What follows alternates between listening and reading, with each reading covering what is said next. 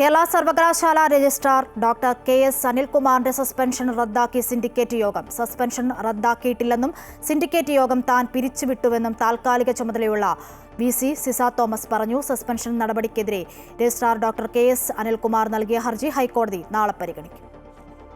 Kerala university senate ഹാളിലെ ഗവർണറുടെ പരിപാടി റദ്ദാക്കി ഉത്തരവിറക്കിയതിനെ തുടർന്ന് വി.സി. Registrar doctor KS. അനിൽകുമാറിനെ സസ്പെൻഡ് ചെയ്ത നടപടിയിൽ ചർച്ച വേണമെന്നാവശ്യപ്പെട്ട് 16 അംഗ ഇടത് സിൻഡിക്കേറ്റ് അംഗങ്ങൾ നൽകിയ കത്തിന്റെ അടിസ്ഥാനത്തിലാണ് താൽക്കാലിക വി.സി.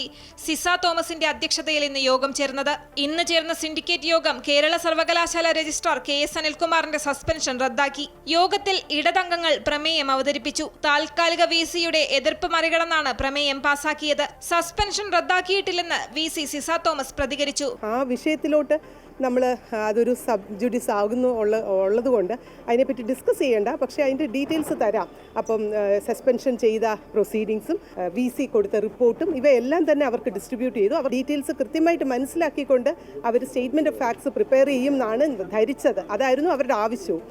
അവരുടെ ആവശ്യം വേറെ രീതിയിൽ പോവുകയും ഡിസ്കഷനിലോട്ട് പോവുകയും അത് നമ്മുടെ കോടതിയുടെ പരിഗണനയിലായതുകൊണ്ട് അത് നമുക്ക് കൺസിഡർ ചെയ്യാൻ പറ്റില്ല, വിഷയം മാറ്റി നമ്മുടെ അജണ്ട ഐറ്റമിലോട്ട് വരണമെന്ന് പറഞ്ഞിട്ട് അവരത് നിരസിക്കുകയാണ് ചെയ്തത്. രജിസ്ട്രാറിനെതിരായി എടുത്ത നിയമവിരുദ്ധ നടപടി സിൻഡിക്കേറ്റ് തിരുത്തിയെന്ന ഇടത് സിൻഡിക്കേറ്റ് അംഗം ജി. മുരളീധരൻ പറഞ്ഞു. സസ്പെൻഷൻ റദ്ദാക്കിയെന്ന് കോടതിയെ അറിയിക്കും. പ്രമേയം വായിക്കുമ്പോൾ വി.സി. ഉണ്ടായിരുന്നുവെന്നും വി.സി. യോഗം അവസാനിപ്പിച്ച് ഇറങ്ങിയതല്ലെന്നും സിൻഡിക്കേറ്റ് അംഗങ്ങൾ പറഞ്ഞു.